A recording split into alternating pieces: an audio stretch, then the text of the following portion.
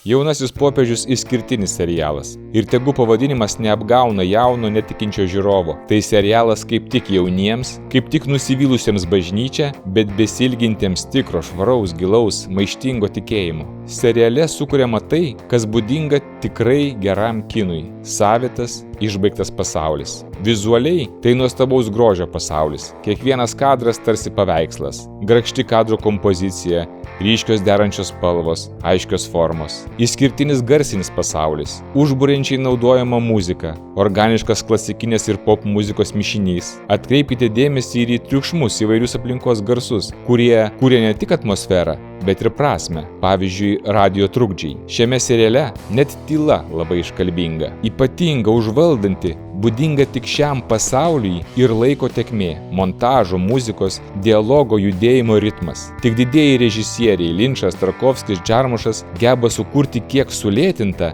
bet nuo to tik keliančią įtampą laiko tėkmę. Tiršta serialo atmosfera, ta tvyranti, fiziškai juntama nuotaika, kuri netrukus apgaubia ir žiūrovą. Seriale visų pajėgumų naudojami visi kino kalbos elementai. Čia kalba rūbai, baldai, aksesuarai, interjerai ir eksterjerai. Istoriją sutartinai pasakoja operatorius, kompozitorius, dailininkas, scenaristas, aktorius, režisierius. Kai taip meistriškai pasakojama visomis kino kalbos priemonėmis, dialogas lieka tik viena nedidelė raiškos priemonė. Todėl dialogo seriale labai mažai. Lyginant su kitais serialais, tai labai tylus serialas. Serialas persmelktas ironija ir subtilių humorų. Suprantama, seriale vystoma ne viena tema ir ne dvi. Čia ir bendražmogiškai suprantama tėvų palikto vaiko neužgyjanti žaizda. Nėra tėvų, nėra dievo, ieškau tėvų, ieškau dievo. Čia ir popiežiaus rūmų intrigos, kova už valdžią, čia ir bažnyčios skaudžių nuodėmių, ironiška kritika.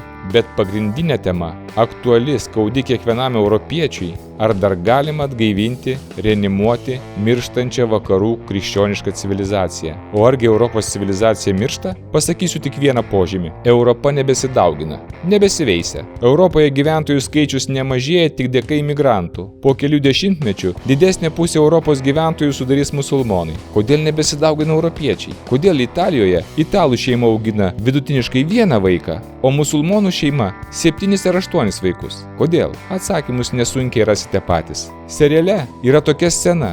Bevalgant pietus, prie stalo miršta vienas iš kardinolų. Kitas klausia, nuo ko jis mirė? Ir sulaukia atsakymo. Jis mirė nuo to, nuo ko mirs ir bažnyčia, nuo senatvės. Nuo senatvės miršta ir Europos civilizacija. Jaunasis popiežius yra vizualizuota viltis, kad dar galima bažnyčios tikėjimo ir kartu visos krikščioniškos civilizacijos atgimimas. Žiūri serialą ir viliesi, o gal tikrai įmanoma sulaukti tokio jauno popiežiaus, tokio bažnyčios ir tikėjimo atjaunintojo, revoliucionieriaus, bemaž antrojo Jėzaus Kristaus. Ir kartu skaudžiai persmelkia pesimizmas. Tai tik svajonė, tik begalinis noras, tik šauksmas tyruose. Net jei ir taip, jaunasis popiežius suteikia galimybę 10 vakarų pagyventi viltimi, o paskui laukti antro sezono.